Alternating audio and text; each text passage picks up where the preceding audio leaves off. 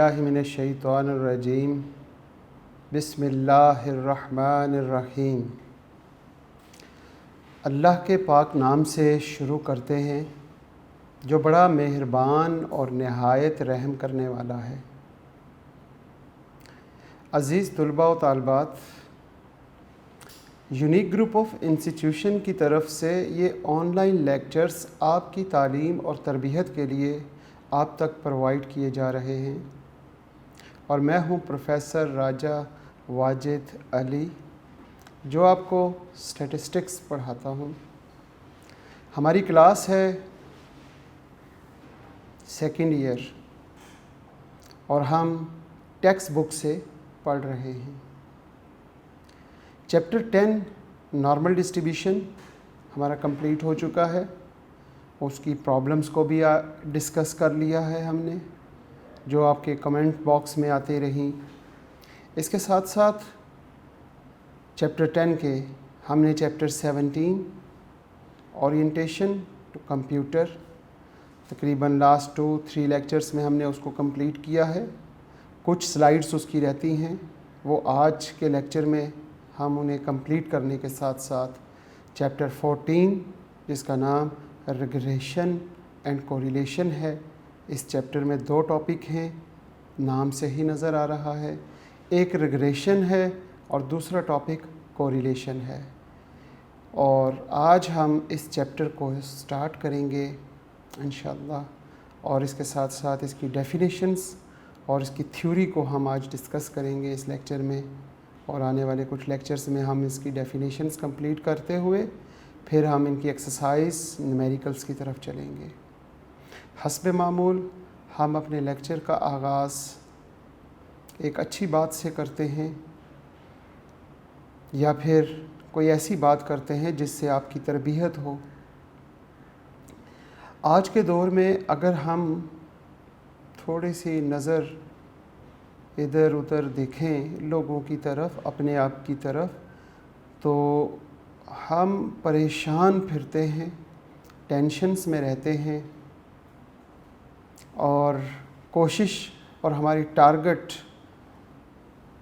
बहुत ऊंचे होते हैं, बुलंदियों पे होते हैं और हम उन टारगेट्स को अचीव कर रहे हैं कि कोशिश करते करते हम पस्तियों में जा रहे हैं, उरूज के बजाय ज़वाल की तरफ जा रहे हैं। इनकी कुछ वजूहात हैं जो मैं ज़िक्र करूँगा इंशाअल्लाह। इसकी एक वजह मैं आपको अभी इस वक्त ज़िक्र करूँगा और एक वजह नेक्स्ट लेक्चर के शुरू में इंशाअल्लाह हम स्टार्ट में देखेंगे। पहली वजह यह है कि हमारे उरूज के बदले हमें ज़वाल की जो पहली वजह है वो ये है कि वालिदैन को उनके मकाम से गिरा देना, उनके मकाम से उन्हें हटा देना। हमारा उरूज हमारी वालदा की कदमों में था और है। हमारा उरूज की तरफ निकलने का जो रास्ता था वो हमारा वालिद था। हमारी कामयाबियों का रास्ता, जिस रास्ते पे हमने चलना था, कामयाबियों के रास्ते पे उरूज पर पहुंचने के लिए, उसका दरवाज़ा हमारा वालिद था। उस दरवाज़े से निकलने के बाद अपनी माँ के कदमों से गुज़रते हुए हमने उरूज हासिल करना था, लेकिन हमने बदकिस्मती से अपने वालिदैन यानी वालिद और वालदा का मकाम जो था वहाँ से उन्हें हटा दिया और दिल में मोहब्बत ख़त्म हो चुकी है। हम इताअत और फरमाबरदारी नहीं कर पाते। हमारे वालिदैन हमें जिस काम के से मना करते हैं वही काम हमसे सरजर्द हो रहा है, शैतान हमसे करवा रहा है। वालिदैन का दिल दुखता है। आज के दौर में शायद ही कोई खुशकिस्मत घर ऐसा हो जहाँ कि वालिदैन अपने बच्चों से खुश होते हों। मैंने तो सिर्फ़ एक ही घर देखा जहाँ उनके वालिदैन उनके बच्चों से खुश हैं। उसके अलावा मुझे नहीं कहीं याद आ रहा कि आज के दौर में कहीं ऐसा मसला है। मेरे एक स्टूडेंट था, तो लास्ट टाइम मेरे साथ वो ट्रिप पर गया, उसके 2 भाई और वो ख़ुद 3 उस घर से मेंबर गए।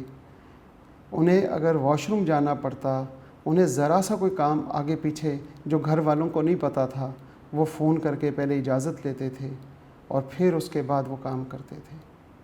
मेरा दिल बहुत खुश हुआ उन्हें देख के। और अल्हम्दुलिल्लाह मैंने देखा उनमें से दोनों के दोनों बच्चे जो हैं वो बहुत अच्छी कामयाबी की तरफ जा रहे हैं। क्योंकि मेरी ऑब्ज़र्वेशन जब मैंने देखी तो ऑब्ज़र्वेशन में आया कि उस बच्चे ने, उन तीनों बच्चों ने अपने बाप के दरवाज़े से गुज़रते हुए अपनी वालदा के कदमों से वो उरूज की तरफ जा रहे हैं।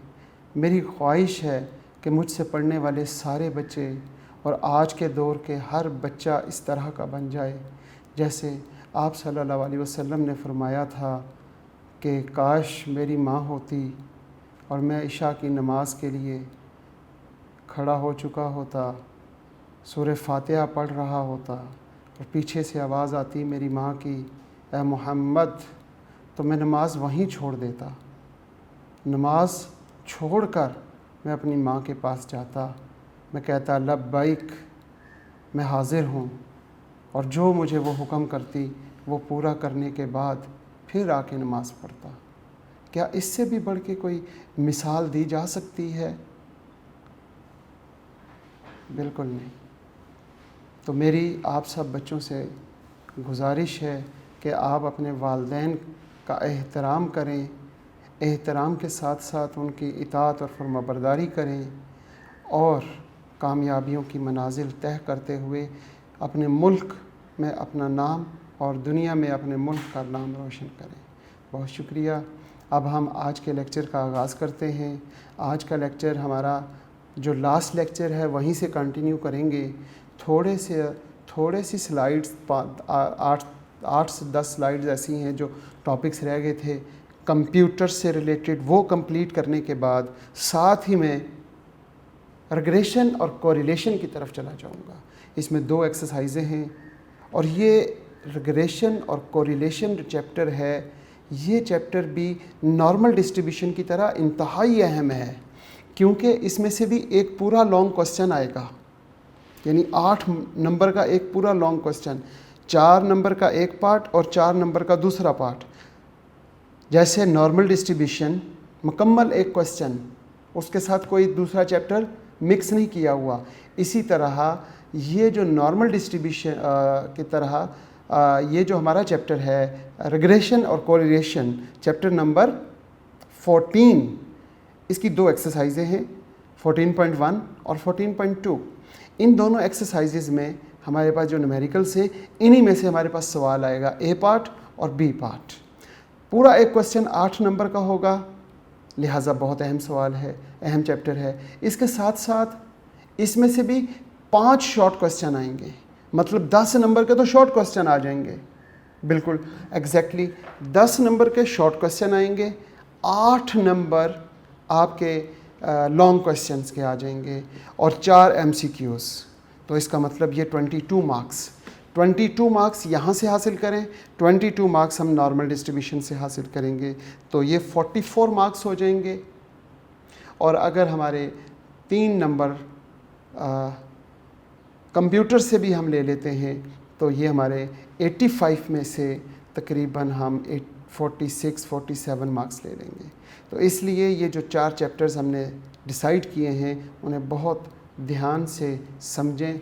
डेफिनेशंस में भी नंबर ना कम कटें, ना ही न्यूमेरिकल्स में। बिस्मिल्लाहिर्रहमानिर्रहीम। शुरू अल्लाह के पाक नाम से जो बड़ा मेहरबान और नहायत रहम करने वाला है। अज़ीज़ तलबा व तालिबात, आज जैसा कि आप जानते हैं कि हमारा लेक्चर नंबर 38 है और स्टैटिस्टिक्स हमारा सब्जेक्ट है। चैप्टर 17 का कुछ थोड़ा सा हिस्सा रहता था, वो आज हम इस लेक्चर में पहले वो शुरू किया है। तो 17 का जो थोड़ा सा डेफिनेशंस हैं वो करने के बाद हम चैप्टर नंबर 14 ये जिसका नाम रेग्रेशन और कोरिलेशन है उसको डिस्कस करेंगे। जनाब,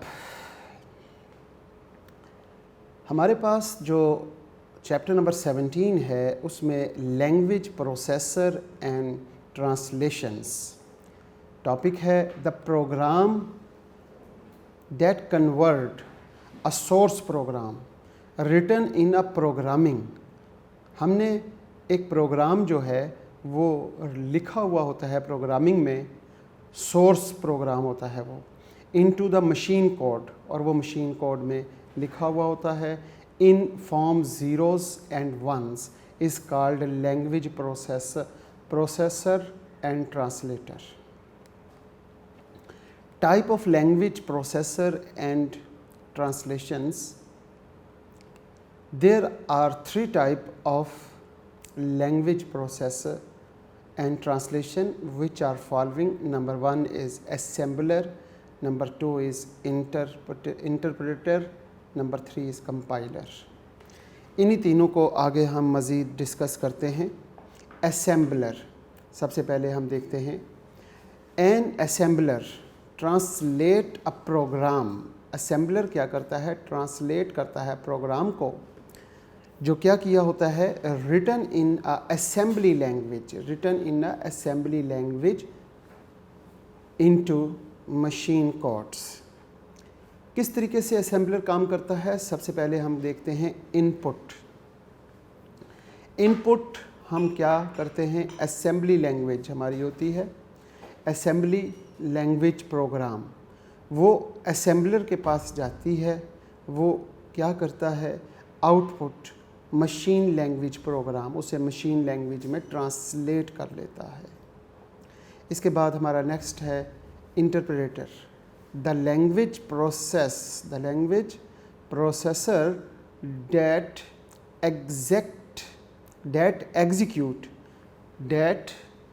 execute a source program by translation and executing one instruction at a time are called interpreters। इसका मतलब आप बच्चों को समझ आ चुकी होगी कि जो लैंग्वेज प्रोसेसर होता है वो क्या होता है, टू एग्जीक्यूट वो चलाता है किसे, सोर्स प्रोग्राम को, बाय ट्रांसलेशन, उसकी ट्रांसलेशन करने के बाद ट्रांसलेशन करता है और फिर एग्जीक्यूटिंग वन इंस्ट्रक्शन, पहले एक इंस्ट्रक्शन को एक वक्त में एक इंस्ट्रक्शन को वो एग्जीक्यूट रन करता है। कंपाइलर क्या करता है, compiler is a translator that convert program written in a high level language. Compiler is a translator, compiler एक ऐसा ट्रांसलेटर होता है जो कन्वर्ट करता है हमारे प्रोग्राम को हाई लेवल लैंग्वेज में। जैसा कि इनपुट हमने high level language program assembler के पास और मशीन लैंग्वेज प्रोग्राम आउटपुट में आ जाता है, वही जो हमने ऊपर बात कही थी। आगे चलते हैं, basic idea of writing and running a computer program. Computer program, the computer program is a detailed set of instructions that direct a computer to perform the task necessary to process data into information. Computer program is also known as software. जो computer program है हमने ये definition software में भी पढ़ी थी। तो computer program is a detailed set of instructions, ये सेट ऑफ इंस्ट्रक्शंस होती हैं जो डायरेक्ट कंप्यूटर परफॉर्म करता है, जिसके लिए उसको ज़रूरी प्रोसेसिंग डाटा, उसको इंफॉर्मेशन दिया जाता है और इसको हम सॉफ्टवेयर भी कहते हैं। Program development of computer. The program development of computer is a process in which the capacity of ये ऑफ लिखेंगे, सिर्फ ओ लिखा हुआ आगे F, of computer become greater than the previous one, 5 sets of program develop which are following. 5 set of programs हैं जो नीचे हमने दिए हुए हैं, उनकी हम डिटेल यहाँ पे पढ़ते हैं। Number 1, review specification. The programmer review the specification created by the system analysis during the system design phase। Design किसे कहते हैं? The programmer determine and document the specific action the computer will take a disk the describe the desired task code. The programmer write the actual program instruction is called code. Test. The written program are tested to make sure they perform as intended. Finalize documentation. Throughout the program development process, the programmer document or write explanatory information about the program 1 to 4. 5 steps of computer program development: review specification, design, code, test and finalization, documentize। ये हमारे पास 5 steps हैं जो computer arrange करता है। इसके बाद हम बात करते हैं नंबर सिस्टम्स की। A set of digits, symbols and rules used to express the quantities for counting, comparing amount, performing calculation, making measurements and representing value is called the number system। number system क्या होते हैं? The total number of digits in a number system is called its base, commonly used the number system। हमारे पास ऐसे digits या symbols का set जिनके लिए हम रूल्स यूज़ करें to express the quantity of counting, comparing और इसी तरह परफॉर्मिंग, कलेक्शन, मेकिंग मेजरमेंट्स, ये सारा काम करने के लिए जो सेट होता है उसे नंबर सिस्टम कहते हैं।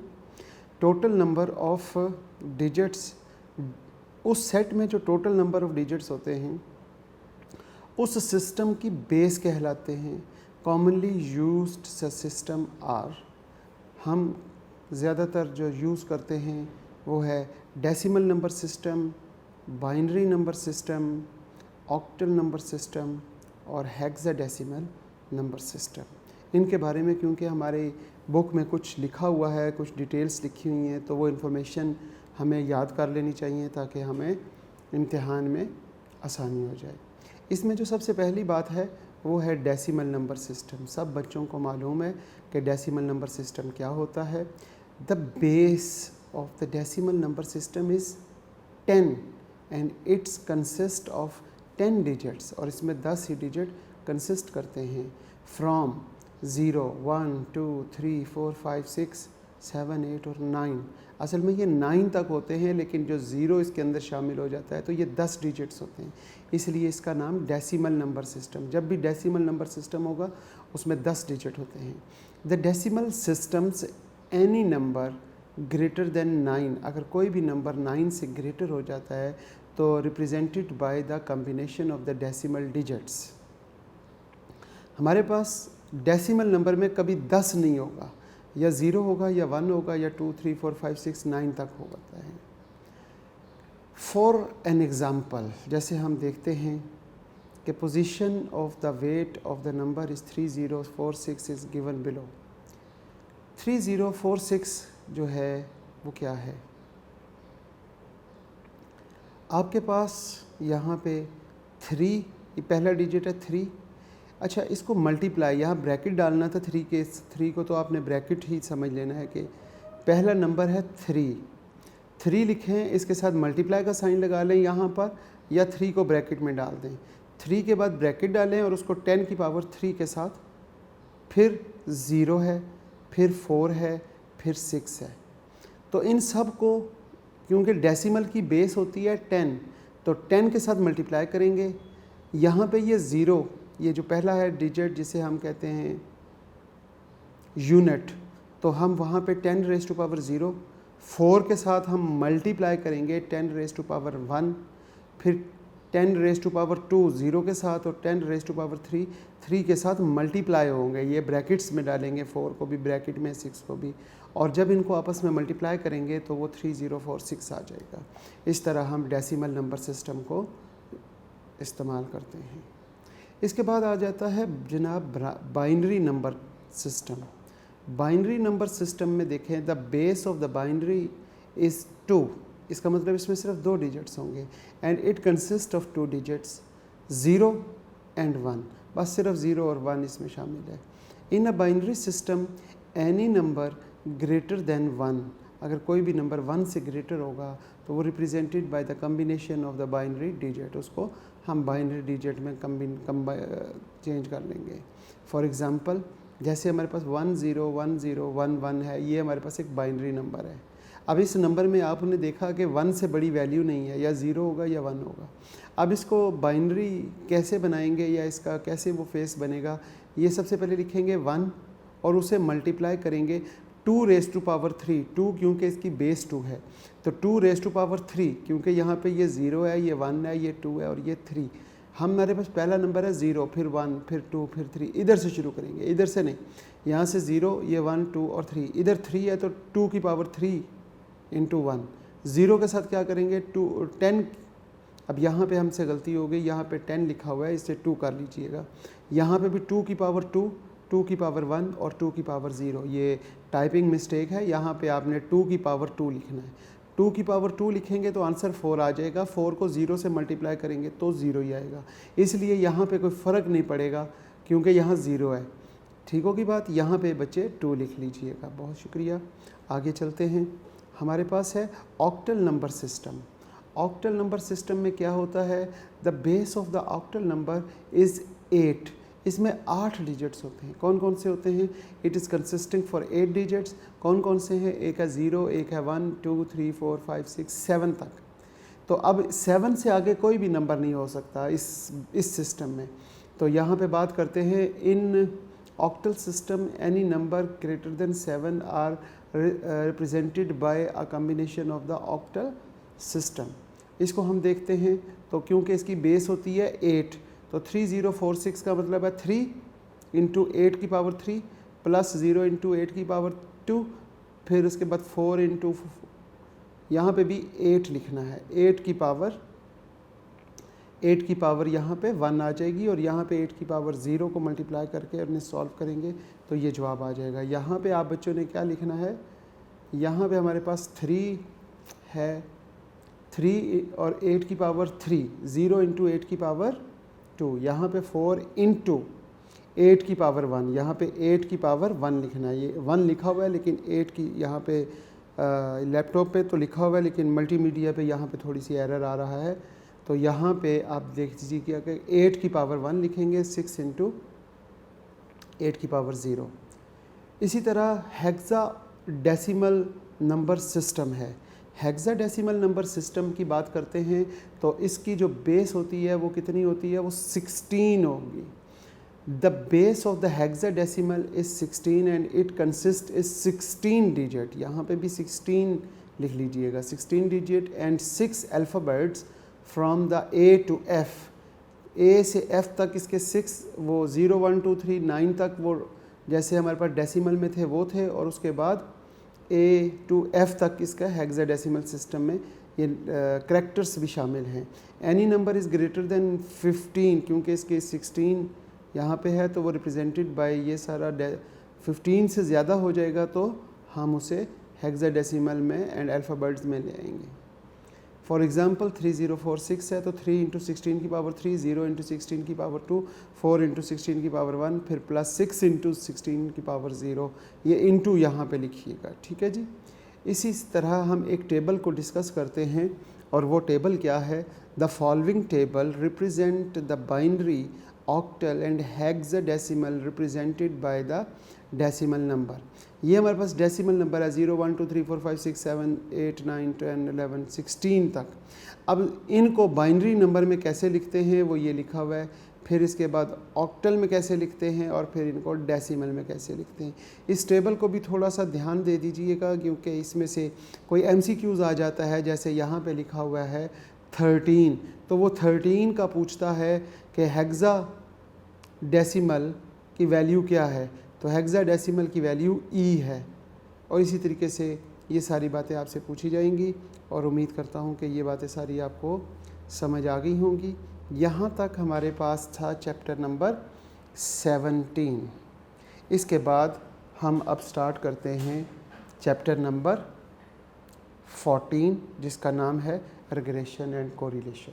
जी अज़ीज़ तुलबा व तालबात, जैसा कि मैंने आपको शुरू में भी बताया था कि हमारा जो चैप्टर 17 है वो कंप्लीट हो जाएगा और इसके साथ हमने स्टार्ट करना है नेक्स्ट चैप्टर जिसका नाम है simple linear regression and correlation. ये हमारा नया चैप्टर है और ये चैप्टर 14 है। इस चैप्टर 14 में हम क्या करेंगे, इस चैप्टर में हमने रिग्रेशन और कोरिलेशन, ये दो टॉपिक हैं हमारे, इनको स्टार्ट करना था। हमारा चैप्टर रिग्रेशन और कोरिलेशन, ये दो टॉपिक है। एक टॉपिक का नाम है रिग्रेशन, या हम इसे सिंपल लीनियर रिग्रेशन कहें या सिंपल रिग्रेशन कह लें, एक ही बात है। और दूसरे चैप्टर या दूसरा जो इसका टॉपिक है वो है कोरिलेशन। हम इसे सिंपल कोरिलेशन कहें या इसके साथ लिखें सिंपल लीनियर कोरिलेशन, एक ही बात है। तो दो टॉपिक इस चैप्टर नंबर 14 में हैं। आप बच्चों को याद होगा कि हमारा जो फर्स्ट 50% टारगेट है वो हमारा था चैप्टर 10, उसके बाद चैप्टर 11 है, फिर चैप्टर 14 और चैप्टर 17। आपने देखा चैप्टर 10 हमारा कंप्लीट हो चुका है। चैप्टर 10 के बाद आज हम जो पढ़ेंगे 17 चैप्टर किया ओरिएंटेशन ऑफ कंप्यूटर को कंप्लीट करने के बाद आज हमारा जो नया चैप्टर 14 करेंगे और एंड पे हम चैप्टर 11 करेंगे। इस चैप्टर का नाम है रिग्रेशन एंड कोरिलेशन। ये चैप्टर सारा का सारा न्यूमेरिकल्स पर मुश्तमिल है, बहुत ज़्यादा इसमें न्यूमेरिकल्स हैं और कुछ डेफिनेशंस को हम पहले शुरू में डिस्कस कर लेंगे और आगे चलते हुए हम न्यूमेरिकल्स को ही लेके चलेंगे। सबसे पहली बात है लीनियर और सिंपल लीनियर क्या होता है, इसके साथ हम रिग्रेशन और कोरिलेशन को डिस्कस करते हैं। असल में रिलेशन बिटवीन वेरिएबल्स, जो रिलेशंस होता है, हम यहाँ से देखते हैं कि वेरिएबल्स के दरमियान रिलेशंस क्या हैं। The concept of relation between two variables which as family income or family expenditure or for housing is a familiar one। जैसा कि हमने यहाँ पे देखा कि रिलेशन बिटवीन वेरिएबल्स, हम दो वेरिएबल्स ले रहे हैं, two variable, relation between two variables.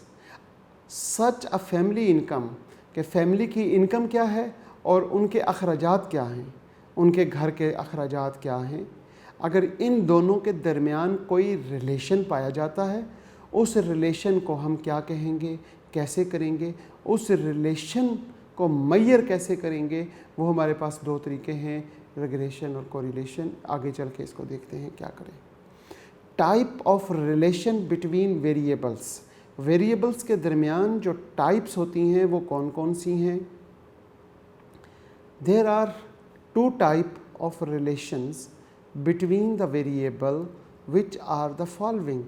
Number one is functional relation and number 2 is statistical relation.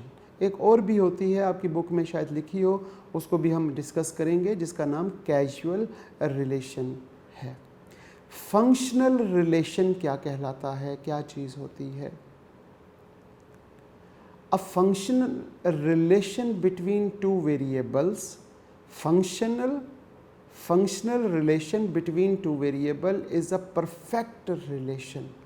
जो functional relation होती है वो perfect relation कहलाती है, where the value on the dependent variable is unequally determined from the value of the dependent variable। A functional relation is expressed by the mathematical formula। इसको हम mathematical formula से express कर सकते हैं। If x is the independent variable and y is the dependent variable, so functional relation is the form of आगे चलते हैं। Characteristics of the functional relation।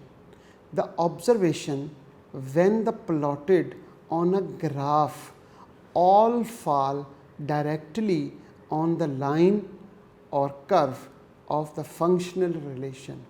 जब हम क्या करते हैं, अपनी ऑब्जर्वेशन को प्लॉट करते हैं ग्राफ पेपर पे, उससे जो बनने वाली डायरेक्ट फॉल करने वाली डायरेक्ट ऑन द लाइन और कर्व, जो लाइन या कर्व बनेगी उसको क्या कहते हैं? Of the functional relation. इसके साथ हम देखते हैं statistical relation. A statistical relation is a relation where the value of the dependent variable. Statistical relation में क्या होता है?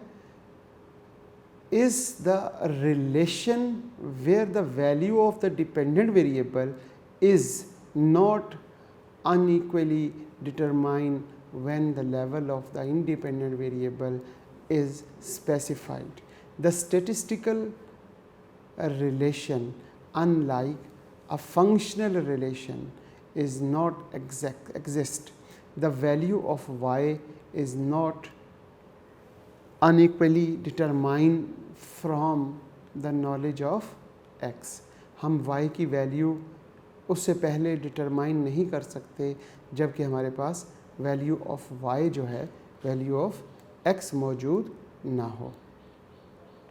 कैरेक्टरिस्टिक्स ऑफ फंक्शनल रिलेशन, इससे पहले भी हमने कैरेक्टरिस्टिक्स ऑफ फंक्शनल रिलेशन पढ़ा और यहाँ पे वही दोबारा लिखा हुआ है कि the observation when plotted on the graph to not fall, वहाँ पे था फॉल करती हैं डायरेक्टली, और यहाँ पे ये स्टैटिस्टिकल फंक्शनल है। इसके जो करैक्टरिस्टिक्स हैं उसको हम इंशाल्लाह नेक्स्ट टाइम पढ़ेंगे। आज हम स्टैटिस्टिकल रिलेशन तक ही हम अपने टॉपिक को रखते हैं और नेक्स्ट लेक्चर में इंशाल्लाह इससे आगे चलेंगे। इस दुआ के साथ आज के लेक्चर का इख्तिताम करते हैं कि जहाँ पे रहें खुश रहें, सलामत रहें और ईमान वाली ज़िंदगी के साथ ज़िंदगी गुजारें, और हमारा आखिरी लम्हा जब आए तो उसमें भी हमें अल्लाह पाक ईमान के साथ ख़ात्मा अता फ़रमाए। आमीन। अल्लाह हाफ़िज़।